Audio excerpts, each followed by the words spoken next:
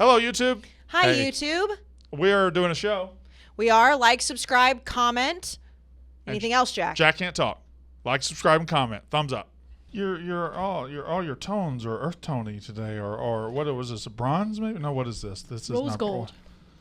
It Rose is rose gold. gold, but this is actually you want a glimpse into the basic bitch world? Yeah. More so than normal? Sure.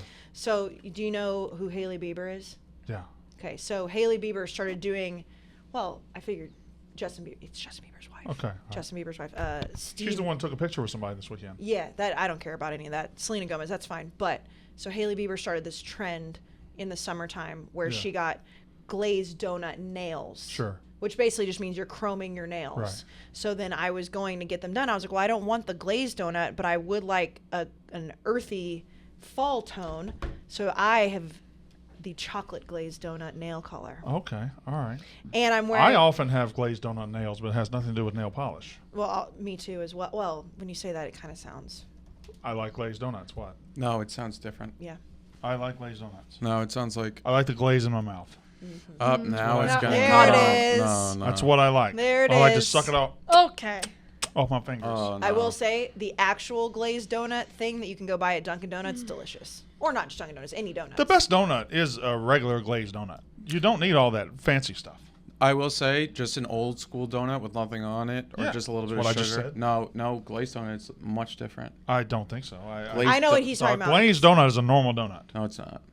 You're just saying like an old bread donut? Yeah, but it has sugar sugar- on it, and then you cinnamon put sugar, yeah. you'll dump it in your coffee. That's No. how it should. That's Those a are donut. like cake donuts. No, Those are good. Those are the good. normal donut is a glazed donut. That is. If it was a normal donut, you wouldn't have to put something on top of it, glazed. Well, you barely put anything. It's just. I mean, is a sandwich because you put mayonnaise on it? I mean, that's just a standard thing that comes on it. No, but it's a turkey sandwich or a I ham sandwich. understand that. or- I understand that, but I think a regular donut is just a regular glazed donut. I think if you say, I'm going to go get a donut, you do assume a glaze. All these artisanal donuts now, or these donuts with 9 flavors, or a graham cracker right on the Plain crust, cake or donut. marshmallows. Plain cake or- is so good. Nobody wants a plain cake donut. No, they're I'm so sorry. good. No, they're You know not. what else is good? No, a regular Chocolate donut. cake donuts. No, stop. He's not gonna steal the narrative of this show. All right, a regular donut is a plain glazed donut. It's not. We'll ask people. We're not in this New York bubble that you've lived in your entire life. is not a New cake York. donut is not is not the. When somebody says what's a donut, they don't think of that. Brandon, I do agree with you that if you just say, I'm bringing donuts, and you open up the box and there are like a dozen 12 glazed regular donuts, glazed donuts. that nobody would question you. That Yes. is what a donut is. That's a normal donut. I do agree with that. However, cake donuts are Look at this delicious. stupid thing he's got up here. That's just, you know what that's making me want to do? Eat a donut? Go buy a donut. That makes sense because it's an actual. I will say I love glazed donuts. Then what's the problem? What was that discussion for? I was just saying that when I think of a regular donut, I think of a old school regular donut that I would dump in my How coffee. many foods are there that the plain, ordinary version of that is the best version? Probably pizza.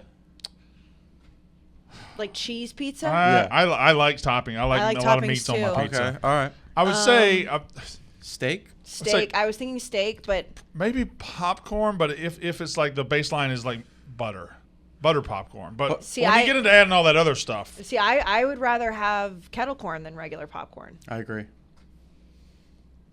And also regular popcorn, by the way. If you just say popcorn that's a horrifying sentence. with no butter. No, when you say popcorn, I assume popcorn no butter. I do too. Movie theater popcorn is when you hit it with the butter. Oh, It's yeah. there's a regular food that doesn't get improved with any varieties. I don't think there's many because we people in America tell you here what. like to. Ooh, I have Your a, plain potato chip might be your best potato chip. Absolutely not. False. sour cream and onion. I have a take that Salt and vinegar. You guys probably won't like for burgers. I think it should be maybe cheese, but cheese ketchup burger. No lettuce, Nope. no extras, no. I agree. Nope. Oh. Nope. I go to Five Guys. I get mustard mayonnaise. That's even. Cheese. That's too much. That's all I get. Fun fact. You gotta add It's some not gonna be shit. a fun fact for sure. This is a fun fact. The first hamburger was made in Connecticut, and the hamburger place that still exists to this day will not allow you to put anything on the hamburger. It's just plain. If you go there, you order a hamburger. Bagels nothing aren't on supposed to be toasted. Like nice bagel places won't let you toast them. it. That makes sense. All right. Not having a hamburger with no toppings, no condiments sounds not great. No. I said like ketchup and cheese, like baseline. Like Gotta throw some pickles, some tomatoes. You don't need to throw the bacon, not the I barbecue agree with that. sauce. I agree with the bacon part. Bacon can't be improved.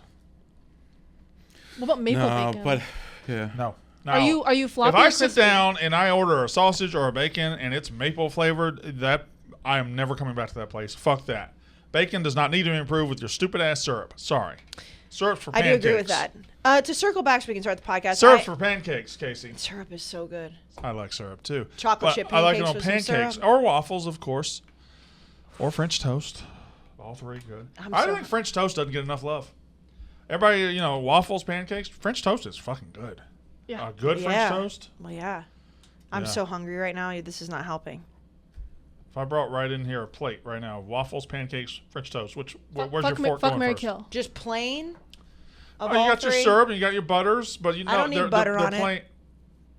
I don't need butter on it. Fine. Yeah. Not chocolate chip, not banana. Just a waffle, a pancake, a French toast. You're not gonna like my answer. Marry the pancakes. Fuck the waffles. Yeah. You killing the French Kill toast? the French toast. French toast overrated as fuck. You just had a chance to chime in when I was on team French toast. I didn't want to interrupt you. You were laying out You thought it would be more respectful to wait until I got the take all out, and then you came over the top and said it's overrated as fuck. Yeah, and she said, you fuck shit Mary all Kill. over my take. No, my take may not be But right. you didn't interrupt me. You just waited to shit all over it. No, not on your take, on my opinion. I think there might be more playoff teams than spots available this year. Y'all want to talk college football? Yeah. Are we going to see 3 SEC teams in the playoff? No, we're not, because I'll I get have to my that. Facebook meeting. What? Kay's leaving. You leaving? Yeah. I have a Facebook. I'm back in 20 minutes. Well, okay. Okay. I'm all right. texting you everything in the group. What about our I'm texting in the group. It's career development. It's with Gaz. I can't not miss it. Gaz stinks. Tell Gaz to go fuck himself. No. Tell him I said go fuck himself. Me too. Tell him I doubled down on it. We don't have our notes anymore. All right. We don't have our notes anymore. That was something. You ever seen the Saturday Night Live skit where they're doing a morning show and the teleprompter breaks? No. Yeah. I think I've referenced this on the show before, but Yeah. they're doing it's David Allen Greer hosting, and he's doing a morning show with this girl. No, it's I don't know who the two guys. It's Will Ferrell and a woman, and then David Allen Greer is the weatherman, and the teleprompter breaks, and within 3 minutes of them not being fed the words, they lost their minds. It turns into Lord of the Flies, and they're killing each other and everything. So Katie just took our notes. She just took our notes. I don't know She what created words a whole- to use. Let's introduce the show. What words go where? Katie took our notes. Let's go. Hello and welcome to Unnecessary Roughness, Barstool's college football show, brought to you by High Noon Hard Seltzer. If you are tailgating this fall, you need to make sure you have the handy tailgate pack with you. It has 8 of the best drinks in the country. 2 grapefruit, 2 cranberry, 2 pear, 2 black cherry. Of course, you can go to any liquor store or any store that really sells beer or seltzers or any type of alcohol. Go to any store that sells alcohol, you're going to see a High Noon display probably. You're going to see High Noon. You can get all kind of flavors. You can get your peaches and your limes and your lemons and your passion fruits. May I make a prediction for Your this watermelons.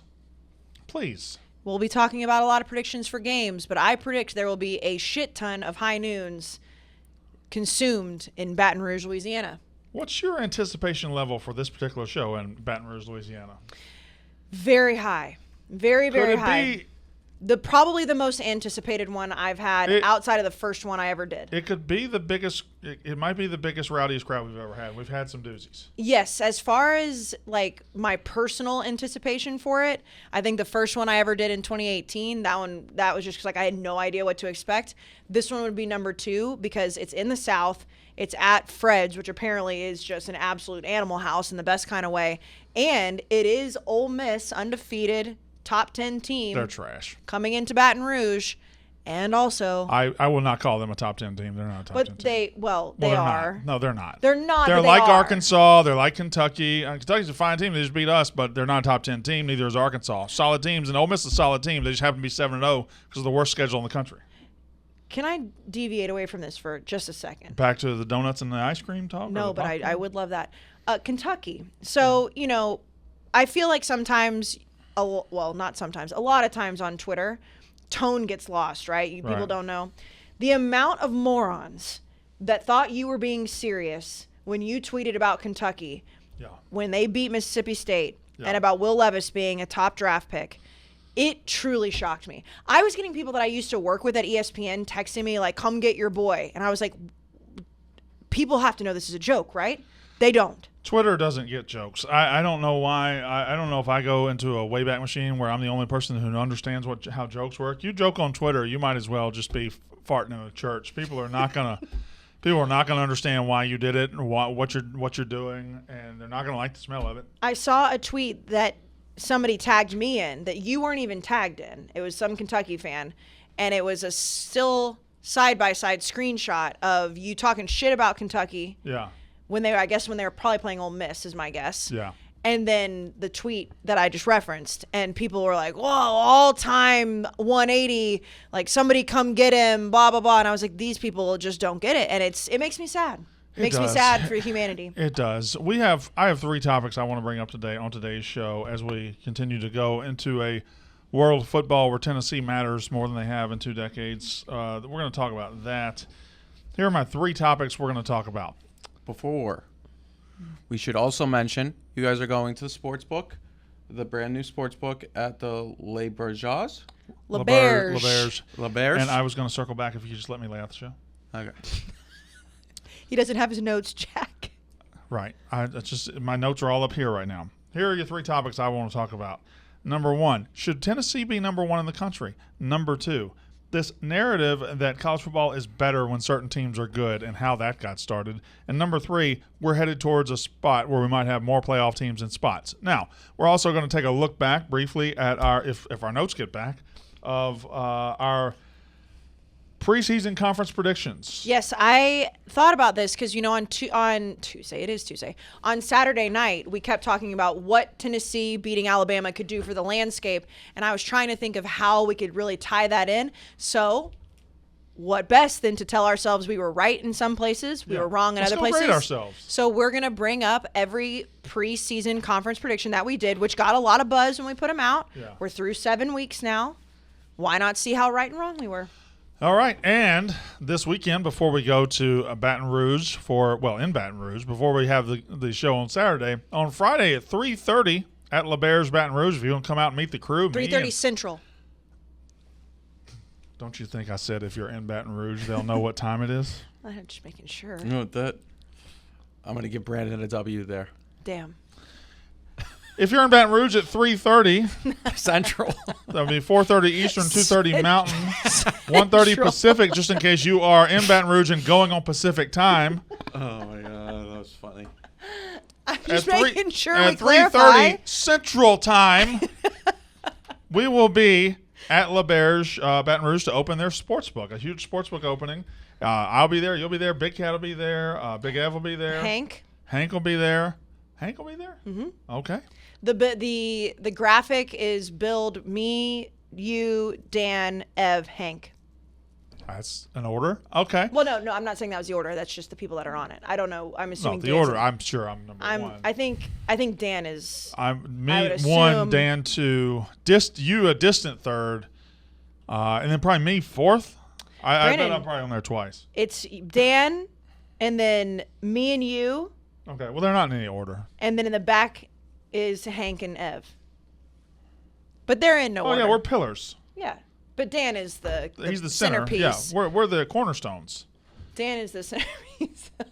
Thank you for Hello. opening the door Yes. and checking. Hello. No, yeah. Hello. Don't We close are it in either. here. Don't close the door. We will be there at 3:30 Central Time. Yeah. Is the ribbon cutting. Yeah. Think we'll get those big scissors? Yeah, I think probably Dan, if I had to guess. Not you.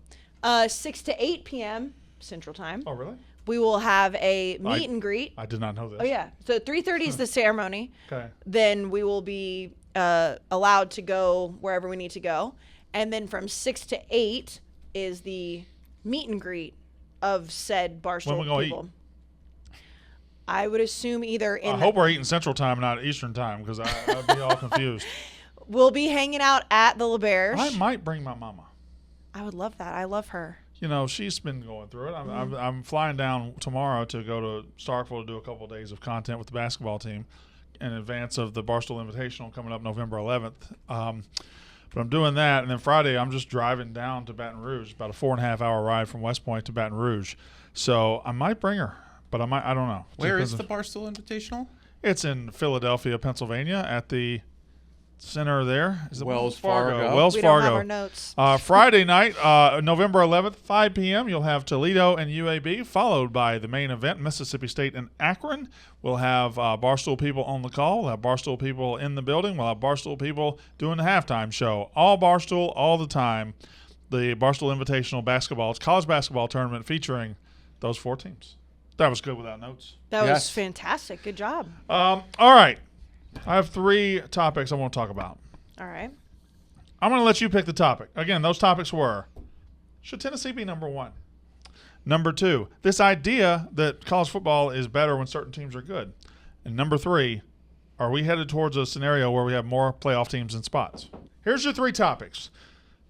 More playoff teams and spots, should Tennessee be number 1, and this idea that college football is better when certain teams are good. All of the above. No, but which one do you want first? Oh. I like how you.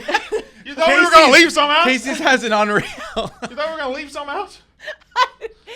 This is bad. Which one should we do in Central Time Zone? Which one should we do in Eastern? We're in Eastern. We're going to do the Eastern one first. Let's do there's more playoff teams No, and I playoff spots. actually like. Okay. Jack, Why don't which you one do speak want up? to- Jack, which I like one? how you All right, laid it stop. out perfectly. I think it flows perfectly. All right. Should Tennessee be number All right. 1? Is it better that they're good? And then, wait a second, playoffs. Also, if we had our notes, we would have the AP top 25 in Notes front are of us. right here. Notes are right here. I don't need the Well, notes. I don't need the notes. Okay. Old school. Question. Here's your question. Should Tennessee be the number 1 team in the country? If you look at it, their resume lines up pretty good. They have a road win at Pitt. Pitt not great, but still a solid road win. They have a home win against Florida. Florida kind of mid, actually very mid. But they have a road win against 5-2 LSU. That's a good win. That's a really good win, and they smacked them. I mean, they laid them down and smacked them, yacked them. So then they have the best win in college football all year, a home win over Alabama. Resume-wise, it's hard to argue that they don't have the number 1 resume in the country, although, they're like Clemson has a really good resume. But I would say resume-wise, Tennessee has the best resume so far. So, Kayce Smith and Jack Mack, should they be number 1? I still think the best win of the year is Georgia over Oregon because it was so dominant over a team that we're learning is very, very good. I understand it was the first game of the year, but the domination levels that they... Well, let me ask you this. Are there enough mitigating circumstances there? It was the first game of a new coach at Oregon. It was the first game after a national title at Georgia. It was in Atlanta, Georgia. It was a home game. It was a Bo Nix's coronation. first game. It was Bo Nix's first game. Like everything in the world lined up Georgia. Now, that doesn't mean they should have been 49-3, but don't those factors all go to Georgia's side? A lot of things lined up for Tennessee on Saturday.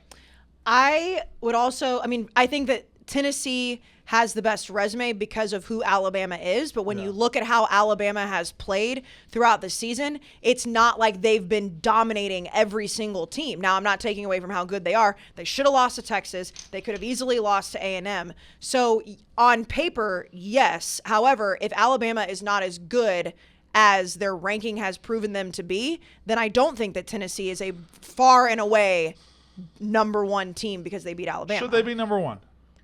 I don't think so. Should they be number 1? Nobody's answered. She just did, but you haven't answered the question. Should they be number 1? Tennessee. No. I say no, too, and I'll tell you why. We have a misconception in this country sometimes of what the top 25 actually is. People will get to this point in the season and say, well, who they beat? Who they beat? Who they beat? They can look at Ohio State and say, who they beat? The only actual merit-based ranking that we have in college football is the one at the very end. After we've had bowls, after we've had playoffs, that's the only one that actually puts the teams in order of best to worst, or at least their best, the best job you can do at that point of doing best to worst. You have the champion at 1, then you have the runner-up at 2. In the season, it's still a guess. Mm-hmm. It's still a guess. It's still based on what you think about teams. It's still voting. if it were a power ranking, if you put these numbers in the computer, I don't know who would be number one. But it's not. It's based on voting with the coaches' polls, based on voting with the AP poll. It's based on perception. It's based on people logic, and that's the system that we have. And based on that, I still think Ohio State and Georgia are a tick above Tennessee. If this were a merit-based poll, if this were a merit-based ranking, Tennessee's resume is way up there. And if we were ranking the best resumes in college football, I would go them 1, Clemson 2, something like that. Mm-hmm. But it's not. And while Tennessee's accomplishments have been terrific, I still think Ohio State deserves to be way up there. No matter, I know they haven't technically beaten anybody yet, but the way you don't have to beat anybody to be really good. Like at some point, you're going to have the teams in front of you to beat. Okay.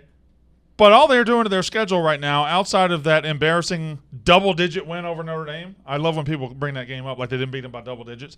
That embarrassing double-digit win over Notre Dame, Ohio State's killed everybody, and everything about their metrics looks incredible. I think Ohio State, to me, is the number one team in the country. I think that if you're looking at which team this week, you could make the argument this week, who should be the best team in the country, that's a different thing than who has the overall season. And I know we don't do that because if we did that, it would be chaos every single week. Obviously, Tennessee had the best win. Tennessee had the most dramatic win. But then if you're looking at it too, Michigan did beat a top 10 team. Yeah. And I know Penn State was technically a fraudulent top 10 team, but they kicked the shit out of Penn State, who was number 10. So every single week it could change. However, if you look at what Alabama has done thus far this season, you look at what Georgia has done, you look at Ohio State, you look at Clemson, all the teams we thought would be there. Alabama was winning the games that were in front of them. That's what you have to do. They could go undefeated and win by 1 every single game as long as they were winning. However, beating Alabama is not beating Alabama from a couple of years ago. Beating this Alabama was easier for Tennessee than it would be if they were playing. I disagree with the idea that there's a this Alabama. They've never had more penalties ever than what we're seeing right now. This is literally historic. We came into the season saying, wow, they could have 3 top 5 picks. Okay, we came into the season saying something is different than watching them for 6 weeks and realizing what actually is on the field. Because out of 6 games they played, 3 of them there's been a loss and 2 very near losses. How many teams would Alabama be favored against in the country? All of them except for how many? I'm just not sure. I just don't know that matters as much. They were favored over Tennessee and they lost. Yeah, but they were favored by 17 over Texas. They were favored by 17 over A&M. They were favored by 24 over A game A&M. starts tomorrow. Yeah. How many teams would you predict? I think Ohio State is probably favored over them, and I think Georgia's probably favored over them. So they're a top 3 team. Yeah. So I guess based on that metric, sure. If they play Tennessee tomorrow, they'd be a favorite again. But again, Tennessee has to the victor go the spoils, and Tennessee won that game. Now, maybe the better question is if the College Football Playoff Committee's rankings came out right now, would Tennessee be number 1? I think that might be a They probably answer. would because they like to get people the first few rankings, and they do them later in the season, but the first few rankings we even see when they do it, it's almost like a publicity thing. It'd be 2 SEC teams, 2 Big Ten teams right now. Yeah, although they'd probably have Clemson. I would say I think they'd put Clemson in there. But who would they? They would. I'm almost over Clemson. I don't know how. Hold on. You know what they would do? I think that they would do this because Jack is right. I don't know that they would. I think they would go. I think they would leave out Michigan. I don't think they would. I think they would. Like he just said, the first one is always because they know you can put Michigan and Ohio State anywhere. One of them's going to beat the other one. Right. So they can put them 2 and 3, and one of them's going to take care of the other problem. So I think they would go Georgia/Tennessee, Michigan State/Ohio State. That's your top 4. Clemson at 5 because you wouldn't have to put Clemson in top 5 because that spot's going to open up. So they would kind of be pussies about it. Oh, they've routinely been pussies. What if though? And hear me out. I don't think they would do this. But what if they said, okay, well, we know that Michigan and Ohio State are going to play. So if Michigan loses or if Ohio State loses, one of them are going to be out regardless. So what if we put Michigan at number 5, knowing that if they beat Ohio State, they'll be in it regardless. If they were going to lose, it wouldn't have mattered if they were 4 or 5. Yeah, I mean, that's very possible, too. That's very possible. Here's a really good stat from You could do the same thing with Tennessee and Georgia. Bill Connolly. He puts out the SP Plus rankings, which aren't intended they're a power rating. They're not intended to be a resume evaluation tool, but he also puts out Resume SP Plus, which looks at how the average SP Plus top 5 team would be projected to perform against your schedule in terms of scoring margin, and then what your scoring margin was compared to that. So the teams, and this is how the Resume SP Plus top 15 boils down to: Ohio State plus 8.5 points per game, Georgia, Tennessee, or gap between Georgia and Tennessee, then Michigan, Ole Miss, Alabama, Trash. Ole Miss is TCU. trash. Yeah, well, Ole Miss the is good trash. the good news is we're gonna have they have what, 5 more games? Yeah, So. they're going to go 8-4. All right. I don't know how they could make the argument to leave out. I mean, yes, they could easily leave out Clemson. Now we're but- talking playoff, and that's coming up later. Oh, the okay. original question here was, and not to cut you off, but we're going to have that conversation in just a second. The original conversation was, should Tennessee be number 1? And No. I thought there might be a yes in this room. But No, there's I'm not. going to say no. No, I Firm don't. no. I as much as we Doesn't like, mean they can't get there. absolutely they could, but They're going to play Georgia. As much as we like to make fun of the AP Top 25 and especially the preseason rankings, which are legitimate reasons to make fun of them, there is still a scenario where it's like, just because they beat Alabama, who, and I'm not taking anything away from Alabama, but they do not look to be the same type of team. You brought up the defense as well. We'll see. Just as of right now, they've still done what they needed to do up until Tennessee in front of them. However, Georgia and Ohio State, we came into the season thinking that they should be there. They should not be knocked off their pedestal just because Tennessee had a better win if they're taking care of business. Well, that's the way I see We'll it. see about that. This was one of those teams, but if Tennessee were to go beat Georgia before Ohio State really accomplishes much, Tennessee will probably be number 1 in the country at that point. After you have 2 of those, yes, but Georgia's there. That's Right, correct. So if you look at Ohio State, and if they were barely squeaking out wins, or they were looking like shit, or Georgia was having the game they had against Missouri every single week, but I can't look at Ohio State, I can't look at Georgia, and Jack brought up a great point with Oregon, and say these teams don't deserve to be those top 2 spots just because Tennessee proved that it's better than Alabama. The only place you don't want to be is number 5. As long as you're in the top 4, you're good. So, and that's 6 weeks from now anyway. Real quick, stop. I'm going to exit off the road a little bit, and we're going to stop at a rest stop or stop at a little gas station and get a little gas with this topic right here. Get some snacks. Alabama fans' inability to process a loss and just grasping at the weirdest things on Twitter to say the refs were against them. Have you seen the clip from Alabama people that has a Tennessee ref or a ref saying, we looked at it, touchdown Tennessee, and then he goes touchdown, and he balls his fist and does this, and they say that's him celebrating. So at TD Alabama Mag, we quote tweeted it on Unnecessary Roughness that the head referee during the Alabama-Tennessee game celebrated Tennessee touchdown. You be the judge. You can find it. He goes like this and then goes like this. Yeah. And also, Bama Beat says the officiating crew for the Alabama-Tennessee game was the same crew that was suspended 2 years ago for the Auburn-Arkansas Bo Nix backwards spike thing. This is a team that has won 6 national titles in 15 years. Is it 6 or 7? I think it's 6. It's 6. 7 for Saban, 6 for Alabama. That's Yeah. right. They've won 6 national titles in 15 years, and they cannot physically handle when they get a fairly officiated game. Also, just from a ref standpoint, now I've never been a referee, so I can't speak on this personally, but how many times have you seen them before they throw up a hand signal, they do ball their fists? They do all sorts of stuff. Yeah. Like that, it's you're just moving your hands in a crazy fashion. So it's not like he like shook his hands and was like, yeah, like it's just like we're what? Can that be the thumbnail? Skiing here, boys. What are the shake weight? Remember the shake weights? Yeah. Just get a little shake. Wow. Okay. That'll also be in the thumbnail. I know. I'm about to say like meme that. It's Alabama fans not being able to process what so many teams have had to process against them over the last They didn't few get a decades. bad whistle. They did not get a bad whistle. Like the worst call of the game went against Tennessee. That pass interference in the end zone was far and away the worst call of the game. Anyway, But it's because the whistle was blown so many times because they can't stop committing penalties. let's get back on the highway.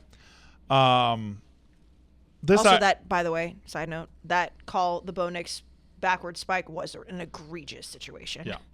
This idea that college football is better when certain teams are good is the most self-congratulating, self-aggrandizing, selfish, the most narcissistic thing any fan base does. And the gentleman I'm going to call out here, not call out, but he's the latest one that does it. But there are writers at Texas that do it. There's fans at Texas. There's fans at USC. There's fans at everywhere that does it. And I just want to call this one out. Wes Rucker 24/7, very talented sports writer in my opinion. He's a Tennessee fan that covers Tennessee for 24/7 Sports. He says he's not, but He says he's not a fan. okay. Well, I'm just Yeah. quoting him. yeah. Wow. Anyway, that's fun. Yay! You don't have to lie to have friends. Anyway, he tweeted, "Tennessee being really good has always been and will always be really good for college football because almost no one is ambivalent about the Vols. People love or hate them, and when you see their shade of orange, you know exactly who it is. Big brand makes the sport better." I'm going to rip this apart right now. I already did it on Twitter. We just went 20 years of Tennessee pretty much being irrelevant in college football. And during that 20 years, college football had the most historic, most unprecedented rise in popularity and monetization and viewership.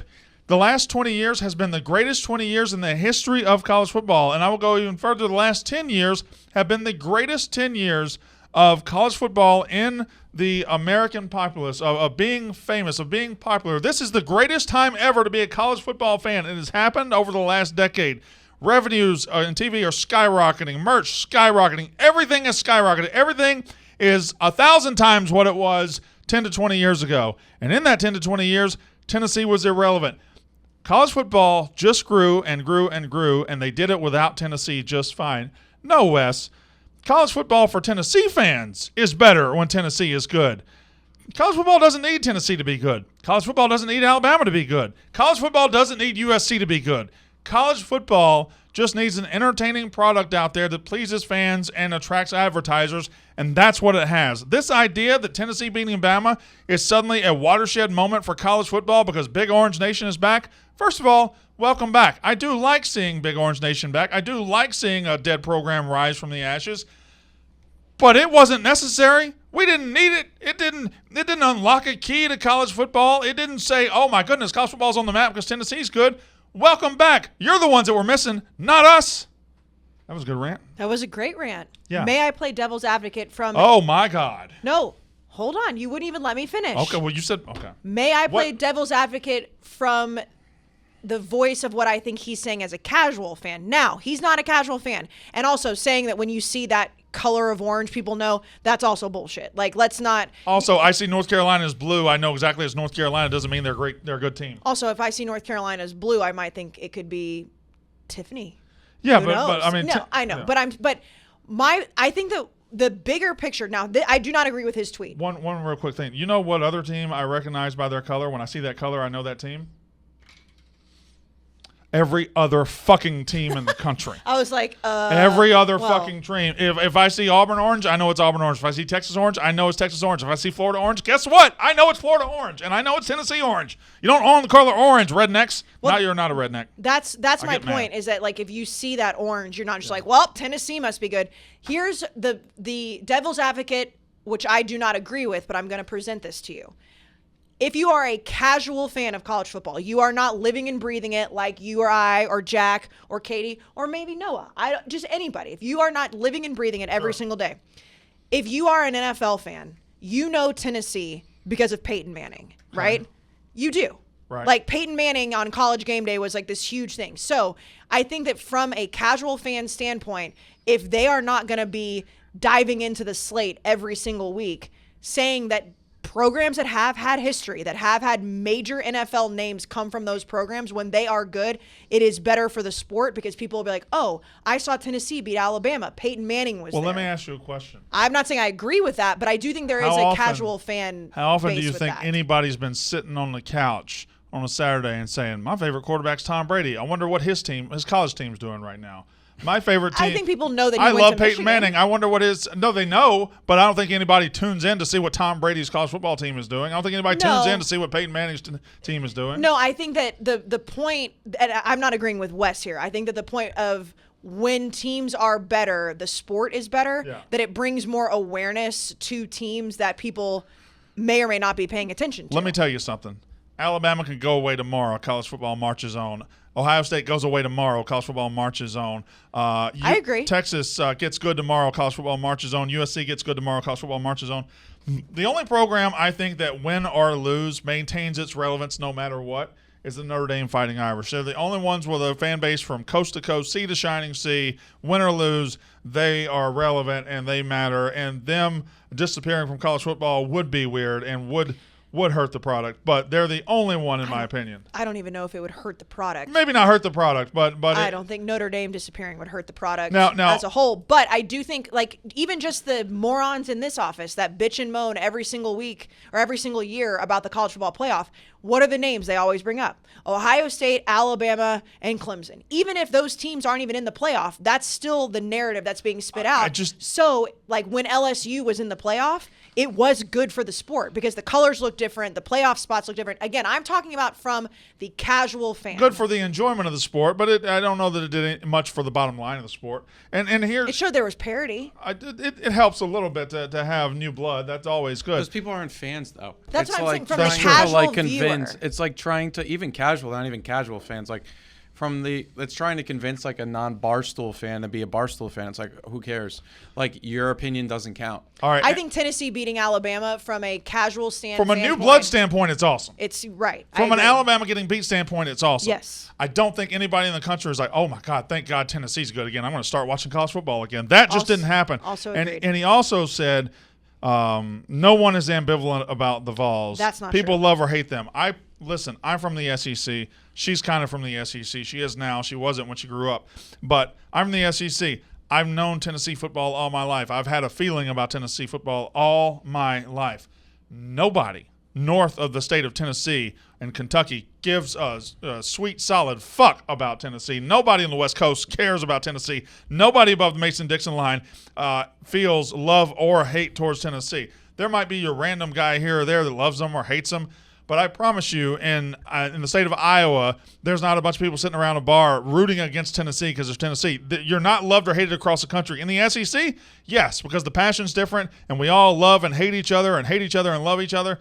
But nobody outside of the bubble that is the Southeastern Conference has strong feelings about Tennessee. That just isn't a thing. To your point, I grew up with my team being in the Big 12. I can tell you there was not one time until A&M was playing in the SEC that I loved or hated Tennessee. I might know what's happening. Yeah. I might have been rooting for a team they played against or for them because of other situations. I wasn't sitting at home when A&M is playing Texas Tech being like, fuck Tennessee and whoever they're playing, or yay, Tennessee. Yeah. I just knew Tennessee as the program that it was. Didn't mean I love or hate them. Last word on this, we'll move on and get it clear what I'm saying. I think it is remarkably cool that Tennessee has had this resurrection this season. I think it's remarkably cool that Josh Heupel went there 2 years ago, and a lot of people didn't even think he'd be the right hire, and he has in a year and a half built this from nothing, and it's an incredible story. Beating Alabama was awesome. It's one of my favorite college football games in the regular season in years. That scene was incredible. Neyland Stadium is beautiful. The Tennessee River. Everything about Tennessee is good and awesome, and it's awesome to see new blood in there. However, college football doesn't need Tennessee to be good, and Tennessee getting good didn't all of a sudden make college football better. College football is a machine that marches with or without you. Good to have you back in the fold, but if you lost the next 3 weeks, we'd be just fine. Nobody in the world, Wes Rucker, is dependent on Tennessee to enjoy college football. Just doesn't happen. All right. Now, I agree with that. I do think that it makes the sport more enjoyable when different teams are there. when different teams are there, but not Right. Tennessee Oh, specifically. agreed. Not Tennessee specifically. Like if I told you the playoff four this year would be, it would be Wisconsin, UCLA, Florida State, and Florida. You'd Awesome. sign up for that? That's awesome. Absolutely. That's how sweet You know does who that wouldn't sound? sign up for that? Who? ESPN. I don't care. Okay, I don't care. He's right, though. He's right, but whatever. He's right. Although, hold on. Who did I say? You said UCLA, You got Wisconsin, pretty good Florida, and coverage Florida on markets. State. You don't have the best coverage on markets, but you got that Midwest market. You got the West Coast. You got the I don't know. I don't think ESPN's signing up for that in Wisconsin. I mean, listen. We pretend like Alabama's this gigantic, huge TV draw. If they fall apart, they're just replaced by the next SEC team that'll be watched by all SEC fans. Yeah, but Nick Saban's not replaceable like that. Yeah, he is. He is. I don't think so. You know why? Because Nick Saban 15 years ago was Urban Meyer, and he was doing the exact same thing in Florida. Urban Meyer. I mean, Nick Saban's the greatest college football coach of all He is, time. but like as soon as Nick Saban leaves, somebody else is the next guy. As soon as it happens, it's just going to happen like that. I wouldn't say it's as soon, but no. He He has to win 7 national titles. No, he doesn't. No, he doesn't. I'm not talking about in the grand scheme of things. I'm just talking about in a moment in college football, there's always a guy at the top of the sport. There's always a guy that's the gold standard. Somebody else will be the gold standard right after he leaves. I don't. Dabo has won, and I wouldn't say that he. Saban retires next year. Dabo wins. Let's say Dabo wins the third. Dabo is the standard. We move on. We move on. We always, when Michael Jordan retired, basketball kept going. Yeah, but we still talk about who's. And better we'll than always Michael talk Jordan. about Nick Saban. Yeah. But there's always a new guy. Definitely. Yeah. And there's always a new program, but that's why I don't agree with the microcosm of this tweet, but I do agree with the idea of it. The microcosm of just Tennessee, no. Also, how about him saying he's not a fan? I mean, come on. Well, I mean, I also think These 24/7 writers, and that's a great company. It's a great business model because they realized a long time ago college football fan bases don't want to hear from a stranger. They want to hear somebody that bleeds with them, that gets them.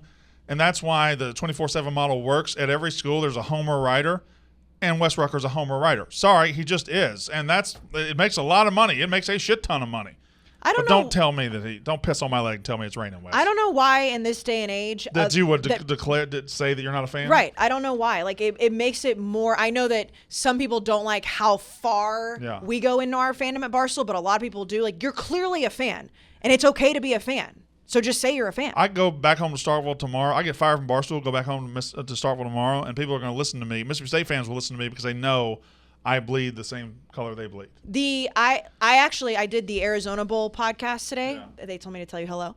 They asked me about going the Arizona Bowl. You know, the bowl game that we have. I know, but why have you gotten that invite and I haven't? I don't know that answer. Maybe I'm nicer than you. That's a stone cold fact. It's a new podcast. I'm sure they'll be getting to you. I'm the heart and soul of this.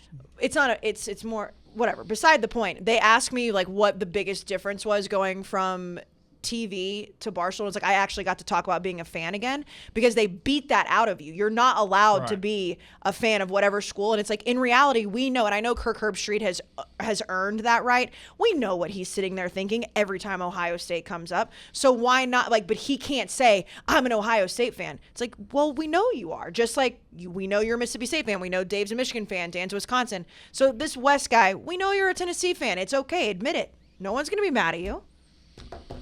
All right, here we go. I got it. So one more little topic, and then we'll. What should Tennessee fans do? About what? What should they do if they support their team? I think I have an idea for them. No. Okay. Pay for the goalpost? No. What's our idea? The idea is you can go and get a Tennessee rowback, right? Tennessee colored rowback. Oh. She took our notes. Let me tell you something. I was going to put this somewhere else, but you know what? Jack did it for me. Go ahead.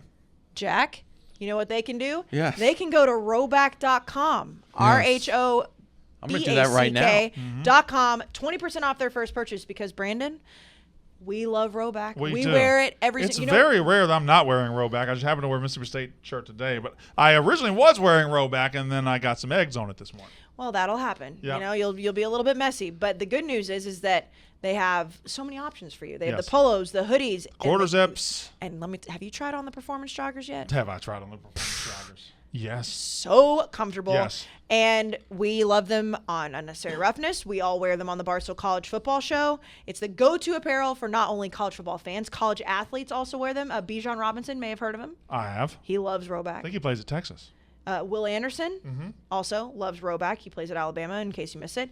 So if you're seeing somebody rock that dog logo, give them a subtle nod because you know they get it, Brandon. Yep. So Tennessee fans right now, or any fans that are listening to this, go to RHOBACK.com, 20% off all polos, Q-zips, hoodies, joggers with the code ROUGH. Rough. ROUGH, rough. And don't forget, Christmas season is quickly approaching, which is wild. It's crazy. It's coming up. So you can go get something for everybody in the family, your friends, your significant others. Rowback.com, 20% off with code ROUGH. All right, now we move into our third topic, and I did promise the room to Jeff D. Lowe so he could record the dozen. And normally I would stiff him, but I think Dave is actually on that show, so we're going to make sure we get out of here and get. He's got to be in here recording by 5, so it's 4:36. So I'm going to be out of here by 4:52. That's the goal. Now, more playoff teams and spots. Yes. I think I laid it out a little bit on Saturday, but I'm going to lay it out a little bit more right here. In the SEC, you have a very not minute chance that you could have 3 one-loss teams going into the championship weekend. You have Tennessee, who is undefeated, Georgia, who is undefeated. They will play. Then you have Alabama, who has 1 loss on the other side. Tennessee could lose to Georgia. They both have 1 loss. Oh, no. Hold on. Tennessee could lose to Georgia. Tennessee has 1 loss. Georgia, undefeated, goes to the SEC title game, loses to Alabama. 1 loss. All of a sudden, there are 3 one-loss SEC teams at the end of the season. Yes. In the Big Ten, it's a lot easier. There are 2 undefeated teams, and by the way, they are miles above the rest of their conference. I don't think Ohio State and Michigan are getting touched in that league. Let's say Ohio State beats Michigan, okay? Ohio State is undefeated, 1 loss, Michigan. That's 5 teams at the end of this year that have a playoff resume in 2 conferences, and there are only 4 spots. 5 teams in 2 conferences. I haven't gotten to undefeated Clemson. I haven't gotten to a 1-loss Pac-12 team, which the scenarios lay it out. It looks very, very, very likely that could happen. It probably will happen. USC has 1 loss. Oregon has 1 loss. UCLA is undefeated, but plays at Oregon this week. And then plays USC at the end of the season. Yeah, the way the Pac-12 schedule is laid out is not only could they have a 1-loss team, but that team is going to have to beat the other 2 and will then have enough good wins. Like it's building up to a funnel, which just produces this beautiful 1-loss playoff-worthy team. And then hear me out. In the Big 12, TCU is undefeated right now. So unless they go completely undefeated through the Big 12 championship, you're probably looking at a 1-loss Big 12 champion as well. You could be, although I do think we're going to see chaos in the Big 12. Kansas State still hasn't lost in the conference, by the way. They play TCU this week. Where are they on the AP poll? They're like, I don't know what they are. Kansas State. They're 17, I think. But I think the Big 12's got a lot of chaos coming. We'll have to see. But right now, I don't know that I can commit to a spot for the Big 12. Although if TCU were to go undefeated, that's a no-brainer spot. But I know where this point is going, and it's saying that there's more teams for playoff spots. That there already is, because there's 5 Power 5 conferences and 4 spots. However, if you look at the Big 12 and you say, okay, so let's say TCU drops 1, but wins the Big 12 championship, they deserve to be looked at for the playoff. I think they would be I think they would have a weaker case than the Pac-12, and I think they would have a weaker case than the aforementioned teams. But yes, they would have a case. Sure, they would be in the mix, and that's another team add to the mix. And TCU, if that plays out for them or whoever it plays out for, they should be in consideration. It usually works out. Okay, it usually gets down to 3, 4, 5 1-loss teams, and it usually works out. However, with knowing the schedules the way I know them, I just don't know who's beating Clemson in the ACC. Who they've already played their toughest schedule, and when they get to the conference championship game, they play the other side, and the other side sucks. So they're not going to have to play Wake Forest again. They're not going to have to play a tough team again. Michigan, Ohio State. Like, I don't know who in the Big Ten is beating Michigan that isn't Ohio State. I don't know who in the Big Ten is beating Ohio State that isn't Michigan. So whichever one wins that goes in, and whichever one doesn't has a great chance to just sit there and be a 1-loss. Like, I don't know. This might be the thing that speeds up that 12-team playoff. I know we're headed to it anyway, but the way I see the schedules unfolding, you got a big mess coming. A big mess, and also a big entertaining mess. It's going to be entertaining, and it'll definitely, 1 fan base or 3 fan bases, however many fan bases are going to be pissed off at the end. It'll be entertaining for those of us whose teams aren't in the mix. However, not even just speeding up the process of the 12-team playoff, also getting rid of divisions. Because if you talk about Ohio State and Michigan, they are the class of the Big Ten. They just happen to be in the same division.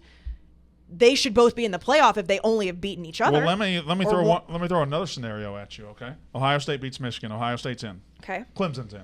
Okay. Okay. Georgia beats Tennessee, goes undefeated. They're in. I've got 3 spots, right? Alabama, Tennessee, Georgia and beat Michigan? no. Georgia beats Alabama in the title game. Oh, okay. So Georgia's Yes. in undefeated, Ohio State's in undefeated, Clemson's in undefeated. But that scenario leaves 1 loss Tennessee and 1 loss Michigan. That's That would be a hell of a problem. discussion. Well, you know what people will say. What? Tennessee will get in because of the SEC bias.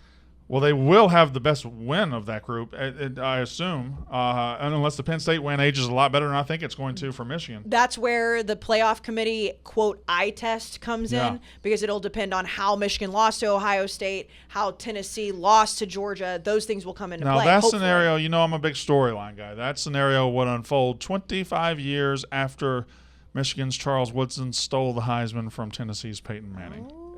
Interesting. I like where interesting you're at way with that. numbers. The only thing is, I think what it will come down to, and it's going to really be ironic because it's what Michigan fans said doesn't matter, but their out-of-conference schedule will hurt them. Yes, it will. Yes. Because if you look at what's going to happen, the SEC is without a doubt better than the Big Ten this year. I would say no, without a doubt. I think the Big Ten is really weak past those top two. It Yes. doesn't mean the top two aren't elite, but I think past the top two. And No. I'm gonna ask you a question in a minute, and you're not gonna be able to answer it And because I then- know. Watch this question. What this question is gonna be in a minute.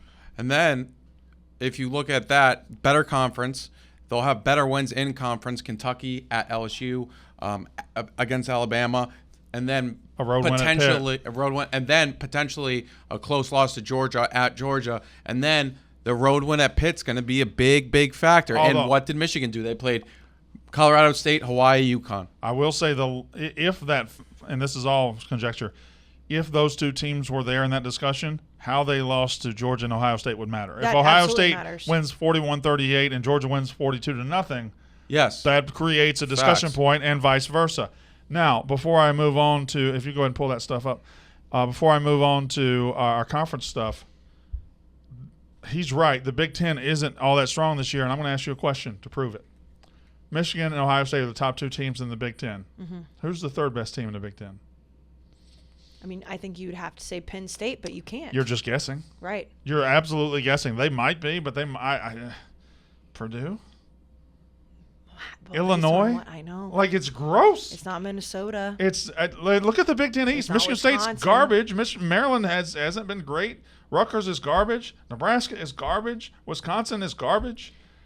I mean, it's not good this year. No. Past though, but again, But that doesn't those mean two the are- top two Right. aren't elite. Right. Those two are so good. And then you look at the SEC, and I know Tennessee just beat Alabama. But you got their top three is all playoff contenders right now. Yeah, there's just one extra team. Yeah, but Big that's Ten. a significant number. Yeah. And then I think they're trash, but even the SEC's fourth team right now is number 7 in the country. It's Ole Miss, which they'll go 8-4, but They'll lose this weekend. yeah, I hope so. God damn it, I hope so. All right.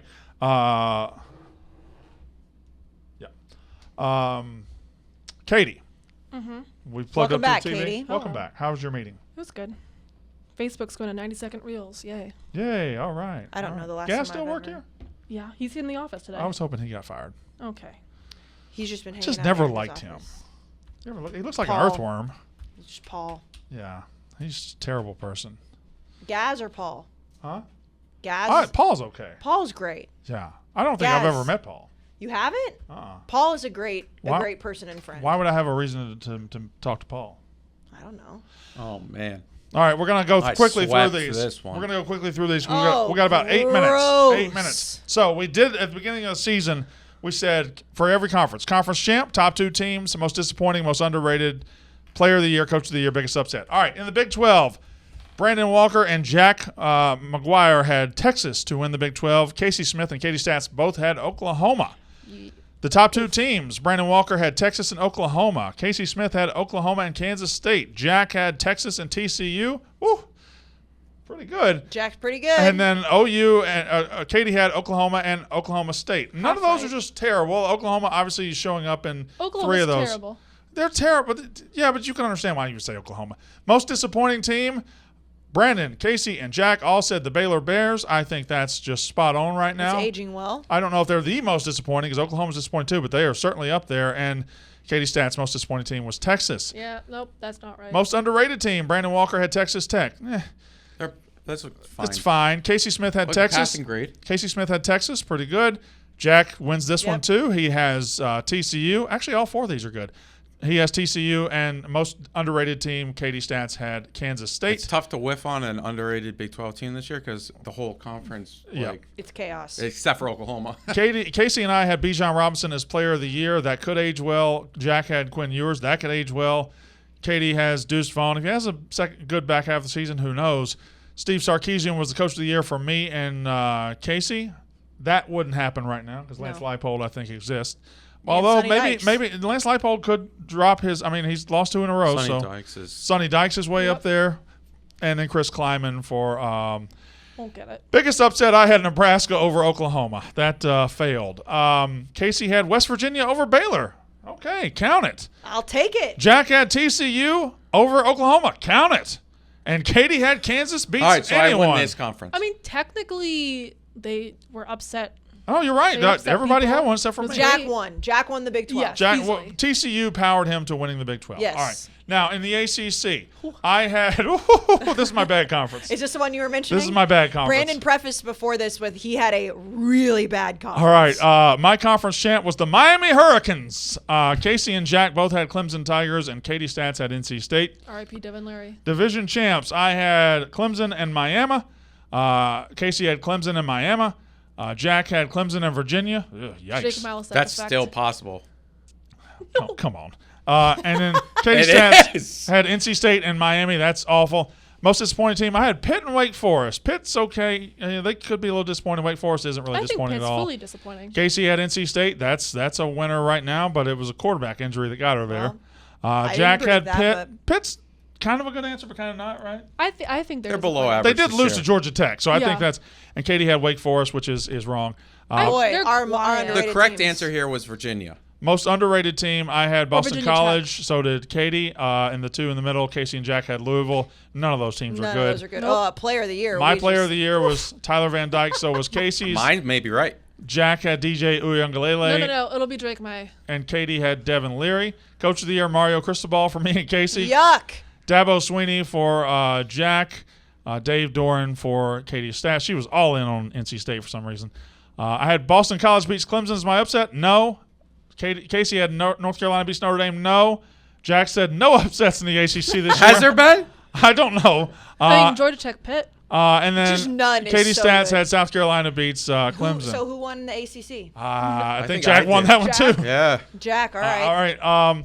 Roback. Well, we already did it. And then in the Pac-12, conference champ, me, Casey, and Jack, Southern California, USC. Katie had the Utah Utes. Kind of looking okay now. It's fine. They only got 1 loss. They could absolutely win that conference. Top 2 teams, I had USC and UCLA. Count that one. Although these are all good. I was about to say, there's not a bad answer on the board. Casey had USC and Oregon. So did Jack.